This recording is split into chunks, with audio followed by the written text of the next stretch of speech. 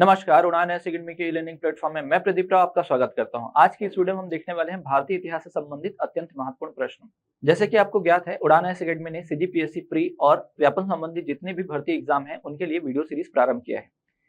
और अगर मैं बात करूं इतिहास के सिलेबस की, तो इतिहास का सिलेबस जो है अतः है बहुत ज्यादा विस्तृत है। तो मैंने कोशिश की है कि जितने भी मैं वीडियो लेके आऊं वो टॉपिक हो या तो एक पार्ट से हो। जैसे कि मैंने इस वीडियो में कोशिश की है कि प्राचीन भारत से संबंधित जितने भी महत्वपूर्ण प्रश्न हो सकते हैं वो सारे के सारे इसमें अवेलेबल करा दिया जाए। एक और वीडियो में लेके आऊंगा जिसमें प्राचीन भारत से संबंधित जितने भी पार्ट छूटे होंगे, जितने भी महत्वपूर्ण टॉपिक छूटे होंगे वो आपको कवर करा दूं। और इसी के साथ इस वीडियो सीरीज में मैं आपको क्या दिलाऊं, हर एक पार्ट से संबंधित जो है आपको एमसीक्यू कराऊं। जैसे कि एक दो वीडियोस के बाद जो होगा मध्यकालीन भारतीय इतिहास, फिर आधुनिक भारत को 3-4 पार्ट में हम बांट के पढ़ेंगे, जिससे आपको समझ में आएगा कि कैसे प्रश्न आपको तैयार करने हैं टॉपिक वाइज। तो बहरहाल चलते हैं हम वीडियो की ओर और हम सॉल्व करते हैं प्रश्नों की सीरीज। देखिएगा, पहला प्रश्न लिखा हुआ है, निम्न में से कौन सा कथन सिंधु घाटी सभ्यता के संदर्भ में सही है? सही है पूछा है। और अगर आपको याद होगा 2022 जो प्री का जो एग्जाम हुआ था उसमें जो है सिंधु घाटी सभ्यता से एक बहुत महत्वपूर्ण प्रश्न पूछा था। थोड़ा एनालिटिकल क्वेश्चन था, तो मैंने किस कोशिश की है यहाँ पर 3-4 क्वेश्चन सिंधु घाटी सभ्यता से ही रखने की, जिससे आपको ये समझ में आएगा कि सिंधु घाटी सभ्यता को कैसे आपको पढ़ना है। अब जैसे देखिएगा, पहले क्वेश्चन जो लिखा हुआ था उसमें का ऑप्शन देखते हैं। पहला, इनके घर ईंटों से बने होते थे। बिल्कुल हाँ, ईंटों से बने होते थे, सही है। सभा भवन की खोज जो है मोहनजोदड़ो में हुई है। जी हाँ, सभा भवन जो है मोहनजोदड़ो में हुई है। घरों के निर्माण योजना में खुला चौक मुख्य लक्षण होता था। जी हाँ, ये आप देखते हैं नगर विन्यास जब आप देखते हैं तो यहाँ पर सड़कें एक दूसरे को समकोण पर काटती थी, तो ये चौक का निर्माण करती थी। तो इस प्रकार सभी के सभी तत्व क्या हो गए? सही हो गए। तो इसका आंसर क्या होगा? डी होगा। बढ़ते हैं अगले प्रश्न की ओर। अगला प्रश्न क्या लिखा हुआ है वो जरा देखिएगा। हड़प्पा के नगर और कस्बे किस आकार के विशाल खंडों में विभाजित थे? जब आप पढ़ते हैं सिंधु सभ्यता में नगर नियोजन, जब आप सिंधु सभ्यता में नगर नियोजन प्रणाली पढ़ते हैं तो आप देखते हैं कि सिंधु सभ्यता के नगरे जो हैं, ज्यादातर जो नगरे हैं वो दो भाग में बढ़ते हैं। एक होता है पश्चिमी हिस्सा और दूसरा होता है पूर्वी हिस्सा। अगर इन दोनों को नगर विन्यास या देखा जाए तो ये दो जो क्षेत्र हैं वो आयताकार भाग में बटे होते थे। और ज्यादातर जो पश्चिमी क्षेत्र है इनका क्या किया जाता था? दुर्गीकरण किया जाता था। कुछ ऐसे अपवाद हैं जहां पर दुर्गों का जो निर्माण है या तो दोनों में होता था या दोनों के लिए एक ही दुर्ग का निर्माण होता था, लेकिन अधिकतर जो क्षेत्र होते थे वहां पर पश्चिमी क्षेत्र का क्या होता था? दुर्गीकरण होता था। पूर्वी क्षेत्र में सामान्य लोग निवास करते थे, श्रमिक, मजदूर, छोटे व्यापारी। और पश्चिमी क्षेत्र में शासक, पुरोहित वर्ग, बड़े भवन जो होते थे वो पश्चिमी क्षेत्र में होते थे। तो यहाँ पर पूछा गया है किस आकार के जो खंड होते थे वो होते थे। तो आपको याद रखना है ऑप्शन क्या क्या दिए देखिएगा। वर्गाकार होता है, आयताकार होता है, गोलाकार होता है, अर्धगोलाकार। तो इसमें से जो आकार निकल कर आता है जब आप देखते हैं नगर नियोजन प्रणाली में, तो आयताकार रेक्टेंगुलर शेप में नगर विन्यास होता था। वही अगले प्रश्न की ओर बढ़ते हैं। अगला प्रश्न भी आपको सिंधु घाटी सभ्यता से ही दिखाई दे रही है। निम्नलिखित कथनों पर विचार कीजिए। पहला लिखा हुआ है क्या? हड़प्पाई शहरों में सड़कों और गलियों का निर्माण ग्रिड ग्रिड पैटर्न पर किया जाता था। बिल्कुल, कि ये ग्रिड प्रणाली होती थी।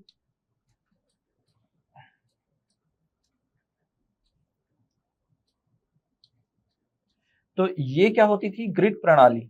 ऐसे सड़कों का निर्माण होता था और यहाँ बीच में क्या बसे होते थे? शहर बसे होते थे। तो इसी को क्या बोला गया है? ग्रिड प्रणाली बोला गया है। इंपॉर्टेंट है और ये जो है ये शब्द आप याद रखना ही, आगे के एग्जाम में आपको पूछा जा सकता है। दूसरा बोला है मोहनजोदड़ो का निचला शहर आवासीय भवनों का उदाहरण प्रस्तुत करता है। तो मैंने आपको कहा है कि थोड़े देर पहले ही प्रश्न में मैंने कहा कि पूर्व और पश्चिम में, तो पश्चिम और पूर्व में दोनों के दोनों क्षेत्रों में रहने का क्षेत्र होता था और खासकर पूर्वी हिस्से में। तो ये तो है ही, दोनों के दोनों पॉइंट सही है।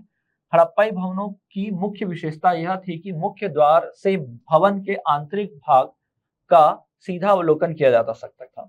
देखिए, अगर आप सिंधु घाटी सभ्यता में पढ़ें और यहाँ पर विशेषता ध्यान दें, जो घर होते थे सिंधु सभ्यता में, उनका जो मुख्य द्वार होता था सड़क के दूसरी की ओर खुलता था। मतलब यहाँ से आप मुख्य द्वार से आंगन तो देख ही नहीं सकते, मतलब आपको जाना पड़ेगा। और ऐसा कोई भी जो है आप पढ़ने को नहीं मिलेगा। आप किसी भी जब इस टॉपिक को आप पढ़ने जाएं तो ये जो है ये गलत लिखा हुआ है।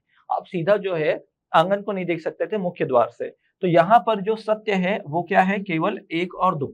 तो यहाँ पर पहला और दूसरा सही है, तीसरा वाला जो पॉइंट है वो गलत है। अगर बढ़ते हैं अगले प्रश्न की ओर, अगला प्रश्न क्या लिखा हुआ है, हड़प्पा सभ्यता के संदर्भ में निम्नलिखित कथनों में कौन सा असत्य है। प्रश्न पढ़ते समय आप ये जरूर ध्यान दीजिएगा कि क्या लिखा हुआ है, सत्य लिखा हुआ है कि असत्य लिखा हुआ है, क्योंकि ज्यादातर गलती हमसे यही हो जाती है। पहला देखिएगा, ईंटों को जोड़ने के लिए जिप्सम के गारे का प्रयोग किया जाता था, बिल्कुल किया जाता था। दूसरा लिखा है कि हड़प्पा स्थलों से मिले शवधान सामाजिक भिन्नताओं की ओर भी संकेत करते हैं, जी बिल्कुल ऐसा है, दोनों के दोनों सही हैं। फिर शवधानों के साथ विभिन्न आभूषण की प्राप्ति के संकेत मिले हैं, और पारलौकिक जीवन में विश्वास, बिल्कुल ये भी सत्य है। फिर उसके बाद अगर देखें, हड़प्पावासी मृतकों के साथ अधिकाधिक बहुमूल्य वस्तुएं दफनाने में विश्वास करते थे। देखिएगा, एकाध दो में ही हमको क्या मिलते हैं, बहुमूल्य वस्तु या सामग्री मिली है, बाकी किसी में नहीं मिली है। तो इसका मतलब ये वाला पॉइंट क्या हो जाएगा, आपका गलत हो जाएगा। बाकी कहीं ना कहीं आपको सत्य होता हुआ दिखाई देगा, लेकिन ये जो डी ऑप्शन है ये क्या है, टोटली गलत है। बाकी आप सबको सही मान सकते हो। जैसे आप देखते हो सामाजिक भिन्नता, दाह संस्कार, आपको फिर मिलता है पूर्ण समाधि, आंशिक समाधि। तो कहीं ना कोई वर्ग जो है पूर्ण समाधि, कोई आंशिक समाधि या कोई पूर्ण दाह संस्कार को स्वीकार करता होगा। वही आभूषण की प्राप्ति हुई है तो हुई है, लेकिन बहुमूल्य चीज हर एक कब्र में ऐसी कोई साक्ष्य हमको नहीं मिले, तो इसलिए हमने डी वाले पॉइंट को क्या किया है, गलत किया है। बढ़ते हैं आगे, और आगे लिखा हुआ है क्या, अगला प्रश्न, वह सही तिथि क्रम क्या है जिसमें निम्नलिखित ने भारत पर आक्रमण किया। अब भारत पर आक्रमण करने का जो क्रम है वो किसके बेसिस पे पूछा गया है, हुण, कुषाण, आर्य और यूनानी। अब अगर टाइमलाइन में हम मैनेज करें सभी को, तो यहाँ पर अगर मैं 0 मान लूं, इधर के इस पार को हम ईस्वी में लें और इधर वाला क्या लें, ईसा पूर्व में लें, तो आप पढ़ते हैं क्या, वैदिक संस्कृति जो आर्यों के द्वारा स्थापित की गई, 1500 ईसा पूर्व से लेकर 600 ईसा पूर्व तक का समय वो किसका था, आर्यों का था। तो आर्य सबसे पहले आए। फिर अगर आप समय में आगे बढ़ते हुए जाएंगे, आगे बढ़ेंगे, तो आपको क्या मिलेंगे, यूनानी। यूनानी मतलब कौन, सिकंदर। तो सिकंदर का जो आक्रमण है वो 326 के आसपास बोलेंगे आप, 326 ईसा पूर्व के आसपास। तो यहाँ कौन आ जाएंगे, यूनानी। इसका मतलब पहले आर्य आए, फिर कौन आए, यूनानी आए। फिर इसके बाद समय में आगे जाएंगे तो कुषाणों का समय आएगा। कुषाण में अगर आप देखते हैं तो लगभग 50 ईस्वी से लेकर 150 ईस्वी के आसपास तक कौन रहेंगे, यहाँ पर कुषाण रहेंगे। क्योंकि आपको पता है जो कुषाण है कनिष्क, उनका समय क्या लेते हैं, 78 ईस्वी से 144 ईस्वी। तो मैंने अप्रोक्स समय निकाल कर बताया है। और हुणों की बात करें तो हुणों को जो आक्रमण होता है वो गुप्त काल के उत्तरार्ध में होता है। तो गुप्त काल में आप देखते हैं लगभग 450 के आसपास, 456-57 में हुणों का आक्रमण होता है। तो उसके आधार पर हम बोल सकते हैं कि सबसे पहला जो आक्रमण है वो आर्य, तो 3 पहले आना चाहिए। फिर किनका होना चाहिए, यूनानियों का, तो 4 आना चाहिए। फिर किनका होना चाहिए, कुषाण, तो कुषाण कहाँ लिखा हुआ है, 2 में। और फिर उसके बाद हुण, हुण कहाँ लिखा है, 1। तो ये जो पैटर्न यहाँ पर दिख रहा होगा वही आपका आंसर होगा। तो देखिएगा, मुझे वो बी में दिख रहा है, तो ये यहाँ पर बी आपका क्या हो जाएगा, आंसर हो जाएगा। बढ़ते हैं अगले प्रश्न की ओर। अगला प्रश्न क्या है, देखते हैं। अगला प्रश्न लिखा है, चरक थे एक विख्यात। तो चरक के बारे में अगर आप पढ़ते हैं तो आप कहाँ पढ़ते हैं, जैसे कि अभी हमने देखा कुषाण वंश में एक शासक हुआ करते हैं, कौन, कनिष्क। कनिष्क के दरबार के एक विद्वान थे, लेकिन ये किसी विद्या में माहिर भी थे। अगर मैं बात करूं चरक किनके दरबार में थे, तो कनिष्क के दरबार में थे। कनिष्क के दरबार में और भी विद्वान थे, जैसे नागार्जुन, मंथर, पार्श्व, इसके अलावा अश्वघोष, जिनको इन्होंने कहां से, मगध से प्राप्त किया था, और वसुमित्र।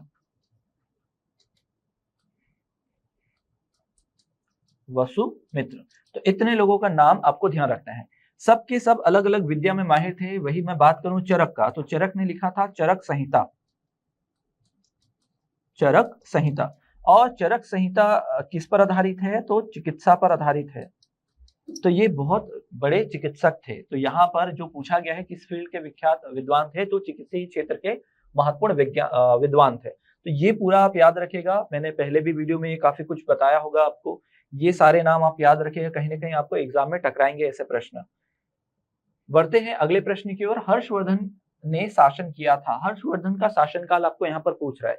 यदि आप हर्षवर्धन के बारे में जानते हैं तो हर्षवर्धन जो है पुष्यभूति या वर्धन वंश के महत्वपूर्ण शासक हैं, जिनका कार्यकाल जो था 606 से लेकर 647 ईस्वी तक चला। इसी समय इन्होंने क्या किया था? हर्ष संवत जारी किया था। ये जो समय था 606 ईसा पूर्व, तो इसी समय में इन्होंने क्या किया था? हर्ष संवत जारी किया था। इनकी राजधानी इन्होंने क्या बनाई? राजधानी बनता है क्या? कन्नौज। थानेसर से अपनी राजधानी ले जाएंगे कन्नौज। बहुत सारा कार्य करते हैं, धार्मिक सभाओं का आयोजन करेंगे, वे इंसान का आगमन होगा। तो इनका जो समय पूछा है 606 से 647, तो इस समय को क्या बोला जाता है? तो ध्यान रखना ना, 601 से 700 तक का समय जो रहेगा इसको बोला जाता है क्या? सातवीं शताब्दी। सातवीं शताब्दी। तो उस लिहाज से आप आंसर लगा चुके होंगे अब तक कि हर्षवर्धन जो है किस दौर के होंगे? तो सातवीं शताब्दी के हैं, क्योंकि ये वाला जो समय होता है वो क्या कहलाता है? सातवीं सदी। इसी के बीच में कौन थे? हर्षवर्धन का समय चल रहा था। बढ़ते हैं अगले प्रश्न की ओर। अगला प्रश्न देखिएगा क्या लिखा है? सूची 1 को सूची 2 से सम्मिलित कीजिए। एक तरफ लिखा हुआ है क्या? कुछ गुफाओं के नाम या स्मारक के नाम, और दूसरी तरफ लिखा हुआ है क्या कि कौन से धर्म से ये संबंधित है। तो ये थोड़ा सा जो है टफ प्रश्न हो सकता है आपके लिए अगर आपने नहीं पढ़ा होगा तो। जैसे अगर मैं बात करूं, कार्ले गुफा आपको कहाँ मिलेगा? महाराष्ट्र में। और इसमें ये क्या है? बौद्ध धर्म के महायान हीनयान शाखा से ये क्या है? संबंधित है।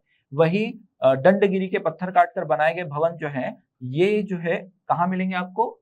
मतलब कौन से धर्म से संबंधित है? जैन धर्म से संबंधित है। वही बाघ गुफा की अगर मैं बात करूं तो बाघ गुफा क्या है? महायान शाखा से संबंधित है। और बादामी में जो मंदिर गुफा है वो शिव जी से संबंधित है। तो यहाँ पर आप देखिएगा, फर्स्ट ए का मुझे 3 चाहिए। ए में 3 कहाँ मिल रहा है? 2 जगह मिल रहा है। फिर बी में क्या चाहिए? 4 चाहिए। बी में 4 यहाँ भी मिल रहा है, यहाँ भी मिल रहा है।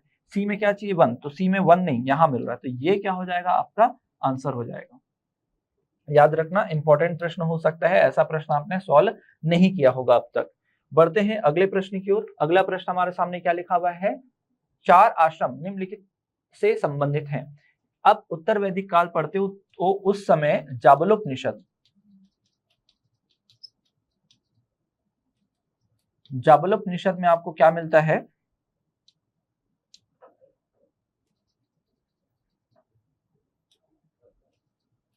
जाबलोपनिषद में मनुष्य के जीवन का 100 वर्ष का माना गया है। मनुष्य के जीवन को क्या बताया गया? 100 वर्ष का। और उसको 4 भागों में विभाजित किया है। पहला जो होता है ब्रह्मचर्य, जो कब से कब तक होता है? ब्रह्मचर्य जो समय होता है वो होता है 0 से 25 वर्ष। फिर होता है गृहस्थ आश्रम। गृहस्थ आश्रम को सबसे श्रेष्ठ आश्रम माना जाता है, ये याद रखें, कभी कभी ये भी पूछ सकता है। तो ये 25 से 50 वर्ष तक होता है। फिर वानप्रस्थ, तो वानप्रस्थ जो है 50 से 75 वर्ष के लिए होता है। और होता है संन्यास आश्रम। तो संन्यास आश्रम जो है ये कब से कब तक के लिए होता है? 75 से 100 वर्ष के लिए होता है। तो ये जो है ना, जीवन के चरणों को विभाजित किया गया है 4 भागों में। तो क्या क्या याद रखना है कि आश्रम व्यवस्था किसमें दिया गया है? जाबलोपनिषद में दिया गया है। इसके अलावा 3 आश्रम व्यवस्था की जानकारी जो है छांदोग्य उपनिषद में भी आपको मिलती है। तो कभी आपको प्रश्न मिले कि आश्रम व्यवस्था की जानकारी किन 2 उपनिषदों में दी गई है, तो आपको याद रखना है क्या? छांदोग्य और जाबलोपनिषद। और ये कौन कौन से है? तो ये भी मैंने बता दिया था। सबसे श्रेष्ठ आश्रम किसको बोला जाता है? गृहस्थ आश्रम को बोला जाता है। बढ़ते हैं अगले प्रश्न की ओर। अगला प्रश्न लिखा हुआ है क्या? बंगाल का प्राचीन नाम क्या है? जब बंगाल के बारे में पढ़ते हैं और खासकर हर्षवर्धन के समय में, तो यहाँ पर आप सुनते हो ना, गौड़ शासक, गौड़ वंशीय शासक बंगाल में, बंगाल में गौड़ वंशीय शासक होता थे, गौड़ वंशीय। तो एक्चुअल में गौड़ जो है किस नाम से जाने जाते थे? वो क्षेत्र हुआ करता था। बंगाल जो था क्षेत्र था। गौड़ मतलब यहाँ पर ये समझिएगा, ये जो क्षेत्र था वो गुड़ के लिए प्रसिद्ध था। यहाँ पर बहुत ज्यादा मात्रा में गुड़ बेचे जाते थे, जिसके कारण ये क्षेत्र गौड़ क्षेत्र कहलाए। इसी कारण जो बंगाल है उसका प्राचीन नाम अगर आपसे पूछा जाए तो आप याद रखिएगा गौड़ क्षेत्र कहलाता था। यहीं के शासक हुआ करते थे गौड़ प्रदेश के शशांक, जिसकी हत्या कौन करते हैं? हर्षवर्धन करते हैं। तो ये इंपॉर्टेंट है, थोड़ा ध्यान रखिएगा। बढ़ते हैं अगले प्रश्न की ओर। अगला प्रश्न क्या है? जैन साहित्य को निम्नलिखित में से किस नाम से जाना जाता है? तो देखिएगा, जैन साहित्य, वैसे ही आपको बौद्ध साहित्य भी पूछ सकता है। बौद्ध साहित्य को किस नाम से जाना जाता है? तो जैन साहित्य सिंपल सा लिखिएगा, जैन साहित्य जो है आगम नाम से जाने जाते हैं। और आगम ग्रंथों का संकलन जो है बहुत पहले से हो रहा था। पहले ही संगीति जब होती है, जैन संगीति पाटलिपुत्र में चंद्रगुप्त मौर्य के द्वारा जब आयोजित की जाती तो उसी समय अंग नामक जो आगम ग्रंथ है उनका संकलन किया जा चुका था। 12 अंग थे जिसमें से एक लुप्त हो गया है, 11 शेष बाकी है। और इनका जो निर्माण है वो स्थूलभद्र के द्वारा किया गया था, जिसमें श्वेतांबरों से संबंधित नियमों का उल्लेख किया गया है। वैसे ही बौद्ध साहित्य को बोला जाता है पिटक, सुत्त पिटक, विनय पिटक, अभिधम पिटक। तो वो तीनों पिटक का नाम आप याद रखिएगा, जिसमें सबसे इंपॉर्टेंट माने जाते हैं कौन सा, सुत्त पिटक। बढ़ते हैं अगले प्रश्न की ओर। अगला प्रश्न मौर्य काल से संबंधित है। देखिए क्या लिखा हुआ है, मौर्य साम्राज्य के संदर्भ में निम्नलिखित कथनों पर विचार कीजिए। इसकी स्थापना 321 ईसा पूर्व में चंद्रगुप्त मौर्य ने की। बिल्कुल, चंद्रगुप्त मौर्य ने घनानंद की हत्या की और मौर्य वंश की स्थापना की, ये सही है। मौर्य शासकों का उल्लेख जैन, बौद्ध और पौराणिक ग्रंथों में मिलता है। बिल्कुल, जैसे जैन ग्रंथ एक है कल्पसूत्र भद्रबाहु का, उसमें आपको चंद्रगुप्त मौर्य की जानकारी मिलेगी। बौद्ध ग्रंथ जैसे कि आप पढ़ते हैं क्या, अभिधम पिटक, इसमें भी आपको जानकारी मिल जाएगी। और पौराणिक ग्रंथ जैसे क्या हो जाएंगे, पुराणों में, जैसे विष्णु पुराण, विष्णु पुराण में आपको क्या मिलती है, मौर्य वंश की जानकारी मिलती है। तो सेकंड वाला पॉइंट भी क्या हो गया, सत्य हो गया। अशोक के अधिकांश अभिलेख प्राकृत भाषा में। जी हाँ, अशोक के जो अधिकांश अभिलेख है वो प्राकृत भाषा में है। और आप ये भी याद रखिएगा कि प्राकृत भाषा को प्रथम अभिलेखीय भाषा बोला जाता है। प्रथम जन भाषा पाली हो जाती है और प्रथम अभिलेखीय भाषा प्राकृत भाषा, ये भी सत्य है। फिर देखिएगा अरमेइक और यूनानी लिपियों का प्रयोग दक्षिण भारत से प्राप्त कुछ अभिलेखों में है। नहीं, ये गलत है। अरमाइक और यूनानी लिपियों का जो प्रयोग है पश्चिमोत्तर भारत में हुआ है या उत्तर पश्चिम भारत में हुआ है, इस वाले क्षेत्र में, ना कि इस वाले क्षेत्र में। तो ये जो अंतिम पॉइंट है ना, ये क्या हो जाएगा आपका, गलत हो जाएगा। बाकी तीनों के तीनों पॉइंट क्या है, सत्य है। तो इसमें सही आंसर क्या होगा, 1, 2, 3, ये सत्य आंसर होगा। क्लियर है? चलिए बढ़ते हैं अगले प्रश्न की ओर। अगला प्रश्न क्या लिखा हुआ है, किस विदेशी यात्री ने भारत का दौरा सबसे पहले किया है? ऑप्शन दिया हुआ है वेनसांग, इत्सिंग, मेगास्थनीज और दिया है फाहियान। तो अब एकदम हड़बड़ा के क्वेश्चन को टिक मत कर देना, यहाँ पर चीनी यात्री नहीं बोल रहा। चीनी यात्री बोलता पहला तो कौन सा हो जाता, फाहियान हो जाता। फाहियान के बाद वेनसांग, वेनसांग के बाद इत्सिंग। लेकिन यहाँ पर बोला है चीनी यात्री, मतलब यात्री ने भारत का सबसे पहले दौरा किया है। पहले चीनी यात्री नहीं बोला है, ये चीज ध्यान रखें। अगर मैं फाहियान की बात करूं तो फाहियान का जो आगमन होता है वो होता है 304 से लेकर 298 के आसपास तक ये भारत में रुकेंगे। तो ये लगभग कितने 5 से 6 साल तक रुकेंगे भारत में।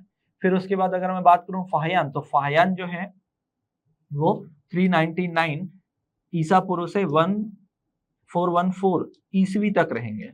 फिर इसके बाद अगर मैं बात करूं वेनसांग का, तो 630 से लेकर 645 तक ये क्या रहते हैं, भारत में रहेंगे।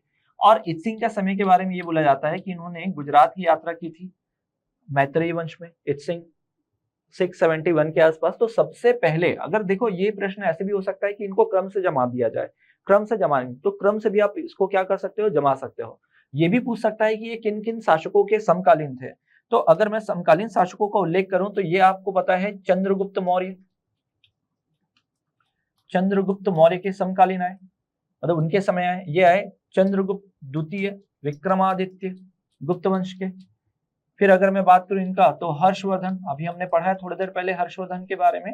और इनके बारे में तो यहाँ पर मैत्रेयी वंश में, मैत्रेयी वंश के शासक होते हैं जिनका नाम क्या होता है, मैत्रेयी वंश के शासक, मैत्रेयी वंश के शासक का नाम होता है ध्रुवसेन द्वितीय। ध्रुवसेन द्वितीय, इनका विवाह हुआ था हर्षवर्धन की पुत्री से, तो इनके दरबार में इनका आगमन हुआ। तो ये सब कुछ ऐसा प्रश्न बन सकता है। तो हालांकि इस प्रश्न का उत्तर आपको पता होना चाहिए, सी होगा। बढ़ते हैं अगले प्रश्न की ओर। अगला प्रश्न क्या लिखा हुआ है, निम्नलिखित में से किस फसल का ज्ञान वैदिक काल के लोगों को नहीं था? तो किसका ज्ञान नहीं था? जौ के बारे में जानते थे, जौ को ये यौ पुकारते थे, गेहूं को भी जानते थे, चावल की भी खेती होती थी। तंबाकू की खेती यहाँ पर नहीं होती थी, तंबाकू की फसल के बारे में नहीं जानते थे। तंबाकू को तो भारत में पुर्तगीज लेकर आते हैं। कौन लेकर आते हैं?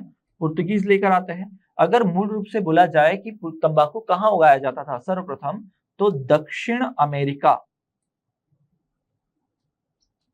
दक्षिण अमेरिका का ये फसल है, ये थोड़ा ध्यान रखें, पुर्तगीज के द्वारा लाया गया।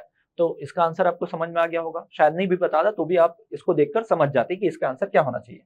बढ़ते हैं अगले प्रश्न की ओर। अगला प्रश्न लिखा हुआ है, निम्नलिखित में से ऋग्वेद की किन नदियों का उल्लेख अफगानिस्तान के 7 आर्यों के संदर्भ का सूचक है? देखिए, अगर आप ऋग्वेद पढ़ते हैं तो ऋग्वेद में लगभग 40 नदियों का उल्लेख मिलता है। ज्यादातर नदियां भारत में है, लेकिन ऋग्वेद में बताया गया है कि जो 4 नदियां हैं वो अफगानिस्तान से रिलेटेड है, जैसे काबुल, कुंभा, स्वात और क्रुमु। मैं लिख देता हूं यहां पर, काबुल, कुंभा, स्वात और क्रुमु। क्रुमु तो देखिएगा, इनमें से अगर कोई नाम आपको जुड़ रहा हो तो वही हो जाएगा आपका आंसर, कुंभा, काबुल, क्रुमु।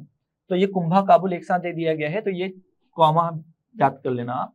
यहां से यही आपका आंसर जो है वो मैच करे। बाकी तो ये जो है विपाशा सतुर्दी, ये जो है विपाशा व्यास नदी को सतुर्दी सतलज नदी को बुलाया जाता था। परुषणी लिखा हुआ है, ये एक्चुअल में ये रावी नदी है, और यशकिनी जो है वो सतलज के लिए।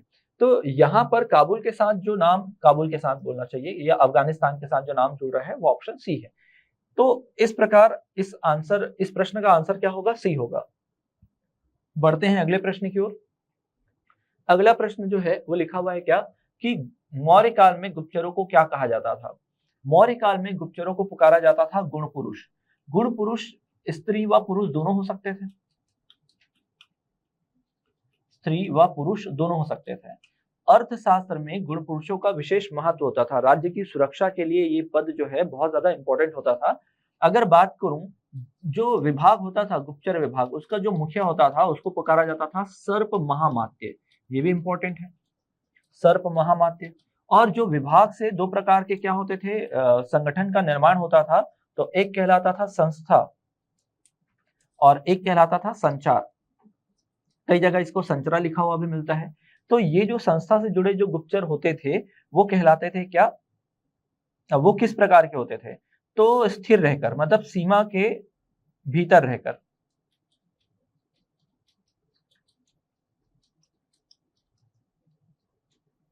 सीमा के भीतर रहकर, मतलब राज्य क्षेत्र की सीमा के भीतर रहकर सूचना एकत्र करते थे।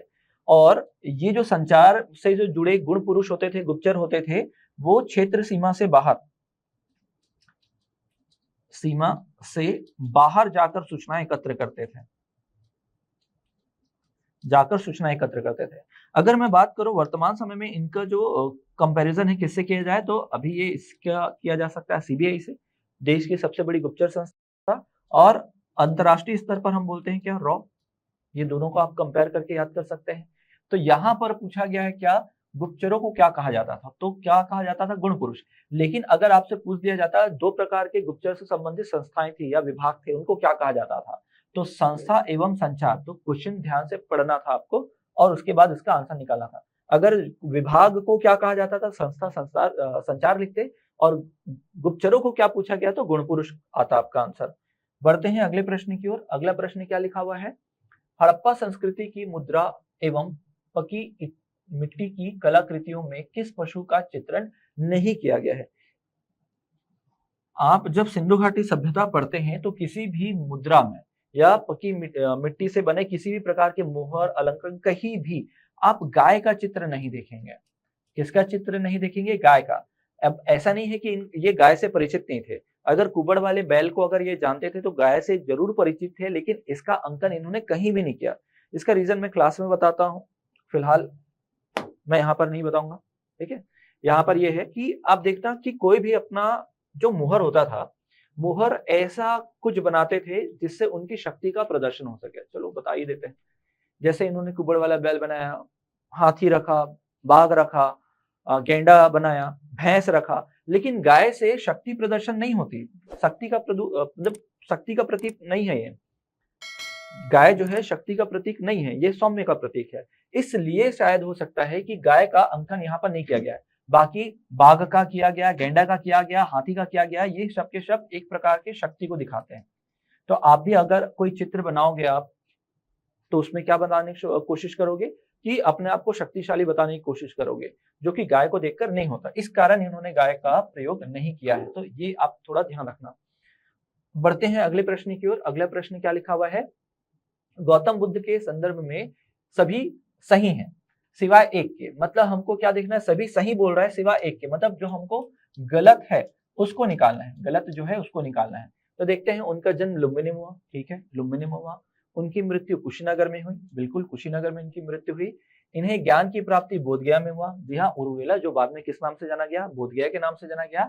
इन्हें ज्ञान की प्राप्ति राजगृह में नहीं, राजगृह में नहीं हुई थी। राजगृह में इनके गुरु इनको मिलते हैं रुद्रक रामपुत्र, जिनसे इन्होंने तप क्रिया उपनिषद आदि की शिक्षा क्या की थी, प्राप्त की थी। तो ये वाला जो पॉइंट होगा गलत हो जाएगा, मतलब इसमें आंसर जो होगा वो डी सही हो जाएगा, जो कि गलत। अगला देखते हैं क्या लिखा हुआ है। किसके परिणाम स्वरूप 5वीं शताब्दी ईसवी में गुप्त साम्राज्य का पतन हुआ। थोड़ी देर पहले मैंने आपको बताया था कि उत्तर गुप्त काल में, उत्तर गुप्त काल या गुप्त काल जब चल रहा था तभी हुणों का आक्रमण हुआ, और हुणों के आक्रमण के कारण ही क्या हुआ, मौर्य जो शासक थे वो उनसे उतनी अच्छी तरीके से डील नहीं कर पाए, और धीरे धीरे इनका क्षेत्र सिमटने लगा, और फाइनली क्या हो गया, गुप्त का पतन हो गया। तो ये आंसर क्या लिखना है आपको, हुण। हुण कहां से थे, तो मध्य एशिया से थे। तोरमान और मिहिरकुल, ये दो नाम आप याद रखिएगा, प्रसिद्ध हुण शासक हुआ करते थे। बढ़ते हैं अगले प्रश्न की ओर। अगला प्रश्न हमारे सामने लिखा हुआ है, क्या संगम काल का सर्वाधिक महत्वपूर्ण नगर कौन सा था। संगम काल का अगर सर्वाधिक महत्वपूर्ण नगर या संगम काल के बारे में अगर बात करें, संगम, संगम काल, तो संगम का मतलब होता है तमिल साहित्यकारों का समूह।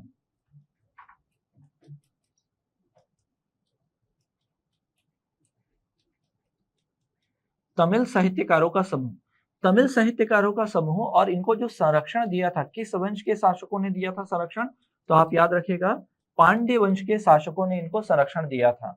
और पांड्यों की जो राजधानी थी वो थी मदुरई। और इंपॉर्टेंट पॉइंट इसलिए भी हो जाता है, मदुरई क्यों आंसर होगा, क्योंकि आप देखते हैं 3 क्या होते हैं, सम्मेलन होते हैं संगम काल में। तो पहला और तीसरा जो सम्मेलन हुआ वो मदुरई में हुआ, और दूसरा वाला होता है कपाटपुरम में। इसलिए अगर इस प्रश्न का उत्तर हमसे पूछा जाए कि कौन सा सबसे महत्वपूर्ण नगर था, तो वो था मदुरई, था मदुरई। तो ध्यान रखिएगा। बढ़ते हैं अगले प्रश्न की ओर। अगला प्रश्न हमारे सामने लिखा हुआ है, प्राचीन भारत में निम्नोक्त में से कौन सा विद्या अध्ययन का केंद्र नहीं था, मतलब हमको शिक्षा केंद्र नहीं था वो बताना है। देखिए, तक्षशिला भारत का या विश्व का सबसे प्राचीन शिक्षा केंद्र माना जाता है। वर्तमान में ये किस हिस्से में है, तो पाकिस्तान हिस्से में है। विक्रमशिला विश्वविद्यालय, जब आप पढ़ते हो किनके बारे में, पाल वंश में एक शासक आते हैं धर्मपाल, इनके द्वारा स्थापित था, बिहार में निर्माण किया गया। इसके साथ साथ नालंदा, ये भी आप कहां पढ़ोगे, बिहार में। इसका भी निर्माण किसके, हाँ, इसका निर्माण किया गया कुमार गुप्त के द्वारा। कुमार गुप्त वंश के शासक थे, कुमार गुप्त प्रथम। तो ये जो है इंपॉर्टेंट है। और तक्षशिला का निर्माण कब हुआ इसके बारे में तो जानकारी नहीं है, लेकिन ये याद रखिएगा सबसे पुराना शिक्षा केंद्र है। फिर बनता है कौन सा, नालंदा, फिर आगे चलकर विक्रमशिला का निर्माण होगा। कौशाम्बी जो है व्यापारिक केंद्र के रूप में जाती है, ना कि शिक्षा केंद्र के रूप में। तो अगर उपरोक्त आंसरों को देखा जाए तो 3 तो हमको 100% पता है कि ये शिक्षा केंद्र था। कौशाम्बी शिक्षा के लिए नहीं जाना जाता था, इसलिए हमको डी को क्या करना पड़ेगा, गलत करना पड़ेगा, मतलब डी हमारा सही आंसर हो जाएगा।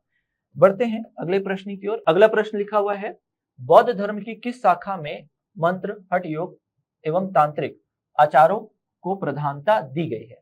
देखिए, जो बौद्ध धर्म है बहुत सारे शाखाओं में क्या होता है, बढ़ता है। जैसे हम क्लास में पढ़ते हैं हीनयान, महायान, इसके अलावा जो है सहजयान, चक्रयान, वज्रयान, ये बहुत सारे और अन्य संप्रदायों में क्या होते हैं, बढ़ते हैं। तो ये जो वज्रयान संप्रदाय है ये क्या करते हैं, ये तंत्र मंत्र द्वारा मोक्ष प्राप्ति पर बल देते थे। तो आपके जो प्रश्न है, तंत्र मंत्र का प्रयोग करने वाले कौन सी शाखा बौद्ध धर्म की, तो वज्रयान, ये आपको ध्यान रखना है। बढ़ते हैं अगले प्रश्न की ओर। अगला प्रश्न क्या लिखा है, देखिएगा, सातवाहन शासकों की राजकीय भाषा क्या थी। देखिए, अगर आप सातवाहन पढ़ते हैं तो सातवाहनों का जो उदय होता है वो मौर्यों के पतन के बाद होता है। जब मौर्य का पतन होता है तब आप देखते हैं शुंग, कण्व और सातवाहन ये अस्तित्व में आते हैं। शुंग, कण्व और सातवाहन ये क्या होते हैं, अस्तित्व में आते हैं। तो इसमें से जो इंपॉर्टेंट है, क्या पूछा है, सातवाहनों की भाषा। तो मैंने थोड़ी देर पहले बताया था आर्यों की भाषा क्या थी, प्राकृत। तो यहां पर भी ये याद रखिएगा, इनकी भी भाषा क्या थी, प्राकृत। इसी सातवाहन वंश में एक शासक आते हैं जिनका नाम होता है राजा हाल। राजा हाल ने गाथा सप्तशती नामक ग्रंथ की रचना की थी, जो एक प्रकार का प्रेम ग्रंथ था और वो भी प्राकृत भाषा में ही लिखी गई थी। तो यदि आपको इस प्रश्न का उत्तर जानना है तो आपको पता चल चुका है क्या होगा, प्राकृत भाषा। बढ़ते हैं अगले प्रश्न की ओर। अगला प्रश्न क्या लिखा हुआ है जरा देखिएगा। छठी शताब्दी ईसा पूर्व में राज्यों। छठी शताब्दी ईसा पूर्व का मतलब यह है कि वो बात कर रहा है महाजनपद काल का। यही तो वो समय है जब महाजनपद काल अस्तित्व में रहते हैं। क्या लिखा है, छठी शताब्दी ईसा पूर्व में राज्यों, साम्राज्यों और रजवाड़ों की नींव पड़ी। बिल्कुल, बड़े बड़े 16 महाजनपद बनते हैं। इस राजनीतिक परिवर्तन के लिए जिम्मेदार कारकों के संदर्भ में निम्नलिखित विशेषताओं पर विचार कीजिए। कृषि उपजों को संगठित करने के नए तरीकों का चलन हुआ। जी हाँ, कृषि कार्य के कारण ही ये क्षेत्र क्या हुए, उन्नति और आर्थिक संपन्नता की ओर बढ़े। दूसरा, लोहे का व्यापक प्रयोग हुआ। जी हाँ, कृषि आधारित उपकरण बने, अधिशेष मात्रा में उत्पादन हुआ और शासकों में राज्य विस्तार की भावना विकसित हुई, क्योंकि लोहे से अब अस्त्र शस्त्र भी बनने चालू होंगे। तो ये 2 पॉइंट तो बिल्कुल सही है। तीसरा देखते हैं, विभिन्न संस्कृतियों का प्रभाव। अब विभिन्न संस्कृति कौन सा, यहाँ पर तो और कोई संस्कृति थी नहीं, वैदिक संस्कृति का ही प्रभाव दिखाई देगा एकमात्र। तो ये क्या हो जाएगा, गलत हो जाएगा। तो इस प्रश्न का उत्तर जो होगा केवल 1 और 2 ही होगा, केवल 1 और 2। बढ़ते हैं अगले प्रश्न की ओर। अगला प्रश्न हमारे सामने क्या लिखा हुआ है, सभा और समिति, प्रजापति की 2 पुत्रियां थी, इसका उल्लेख किस ग्रंथ में मिलता है। जब आप वैदिक काल पढ़ेंगे, वैदिक साहित्य को पढ़ेंगे, तो उसमें जब आप पढ़ते हैं ना अथर्ववेद, अथर्ववेद में बताया गया है क्या, कि प्रजापति की 2 पुत्रियों के रूप में सभा और समिति को दर्शाया गया है। सभा समिति उत्तर वैदिक काल में एक प्रकार मतलब राजनीतिक संस्था है थी, जिस पर राजा का नियंत्रण हो जाता है। इस कारण कहा जाता है कि प्रजापति की 2 पुत्रियां हैं सभा और समिति। और भी बहुत सारा विशेषता आपको पता चलता है जब आप अथर्ववेद को पढ़ते हो। अथर्ववेद का कोई भी क्या नहीं है, अरण्य ग्रंथ नहीं है, जादू टोने पर आधारित है, औषधि पर आधारित है, और भी बहुत सारा शिल्प शास्त्र, वास्तु शास्त्र का ज्ञान इसमें मिलता है।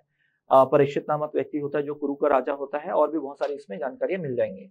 बढ़ते हैं अगले प्रश्न की ओर। अगला प्रश्न क्या लिखा हुआ है, विजयनगर का प्रथम शासक कौन था जिसने पुर्तगीज या पुर्तगालियों के साथ क्या किए, संधि की। अगर पुर्तगालियों का आगमन हम माने तो 1498 वास्को डी गामा, फिर धीरे धीरे लोग भारत में रहेंगे। उस समय तक आप देखते हैं इनमें से 1498, तो ये तो बहुत पहले आए थे, लगभग 377 के आसपास से 1404 के आसपास ये रहेंगे। बुक्का द्वितीय का जो समय रहेगा लगभग 1356 से लेकर 77 तक रहेगा। अगर मैं देवराय द्वितीय की बात करूं तो ये 1404 से लेकर लगभग 1442 तक रहेंगे, और कृष्णदेव राय का जो समय है 1509 से लेकर 1529 तक रहेंगे। तो आप खुद देखिएगा किनका समय जो है आपको मैच कर जाएगा पुर्तगालियों के साथ। तो किनका समय मैच कर रहा है, कृष्णदेव राय का। तो कृष्णदेव राय ही वो शासक है जिन्होंने पुर्तगीजों से संधि की थी। बढ़ते हैं अगले प्रश्न की ओर। अगला प्रश्न क्या है, मौर्य शासन व्यवस्था में रूपदर्शक अधिकारी होता था। रूपदर्शक जो अधिकारी होता था वो मुद्रा के लिए होता था। किसके लिए होता था, मुद्रा। तो ये जो है मुद्रा जो मैंने बोला है, ये सिक्कों के प्रबंधन के लिए ये प्रबंधक होता था। किस किस धातु से किस किस मात्रा में कितना सिक्के बनेंगे, ये सब इनका सोचना होता था। और याद रखिएगा, मौर्यकालीन जो मुद्रा होता था, राजकीय मुद्रा क्या कहलाती थी, पण, सोने, चांदी और तांबे के सिक्के यहाँ पर क्या थे, प्रचलित हुआ करते थे। तो इसको स्वर्ण पाद यहां पर याद रखें, करशापण, पण, धरण, माशक, अर्धकाकड़ी और काकड़ी, इस नाम से सारे सिक्के जाने जाते थे। अभी अभी आपने देखा होगा कि यहां से प्रश्न पूछा है सहकारिता में। अब चूंकि सबसे प्रचलित जो सिक्का माना गया है, मुद्रा क्या कहलाती है, पण, तो चांदी के सिक्के जो थे ऑप्शन में देखो करशापण और पण दोनों दिया हुआ था, तो आपको लेना था पण सही आंसर होता है इसका। बढ़ते हैं आगे अगले प्रश्न की ओर। अगला प्रश्न लिखा हुआ है क्या, महापाषाणिक या पाषाण संस्कृति हमें दक्षिण भारत के उस ऐतिहासिक युग से परिचित कराती है जब महापाषाण काल में उपयोग में लाए जाते थे। महापाषाण काल में उपयोग में लाए जाते थे। तो ऑप्शन देखिएगा क्या लिखा है, पत्थर से बने अस्त्र। जी हाँ, पत्थर से बने अस्त्र। लेकिन यहाँ महापाषाण स्कृति, संस्कृति बोला है, महापाषाण संस्कृति मतलब बाद का काल, थोड़ा बाद का काल, जब बड़े बड़े पत्थरों का प्रयोग किया जा रहा है। महापाषाण बड़े पत्थर का प्रयोग किया जा रहा है। तो बड़े पत्थर का प्रयोग क्यों किया जाता था? जब किसी को क्या करना हो, दफनाने के बाद संकेत देना हो कि यहाँ पर हमने किसी व्यक्ति को दफनाया है। जब किसी व्यक्ति को यहाँ पर दफना दिया जाता था तो इसके लिए प्रॉपर क्या होता था, एक या तो बड़े बड़े पत्थरों का घेरा होता था जिसको पाषाण घेरे बोला जाता था, या इस जिस जगह में दफनाया गया वहां पर बड़ा सा पत्थर रख देते थे जिसको बोलते हैं पाषाण स्मारक। तो इस प्रश्न का उत्तर आप याद रखिएगा, सी होगा। बढ़ते हैं अगले प्रश्न की ओर। अगला प्रश्न लिखा है ज़ेंद अवेस्ता निम्न में से किस पवित्र पुस्तक है, किसकी पवित्र पुस्तक है? तो देखिएगा ज़ेंद अवेस्ता ईरान की पवित्र पुस्तक है, और ईरान में कौन रहते हैं? पारसी लोग। तो ये हो गया। जैन धर्म में याद करो क्या था? आगम पढ़ा है, इसी वीडियो में हमने पढ़ा है आगम। यहूदी लोग जो होता है वो बोलते हैं न्यू ओल्ड टेस्टामेंट, इस नाम से जाना जाता है। और बौद्ध का तो आपने देखा ही है, क्या कहलाता है? पिटक। 3 नाम है, शुद्ध पिटक, विनय पिटक, अभिधम पिटक। तो ये आपको ध्यान रखना है, हो सकता है आने वाले पेपर में ऐसा भी प्रश्न आ जाए। बढ़ते हैं अगले प्रश्न की ओर। अगला प्रश्न क्या लिखा हुआ है?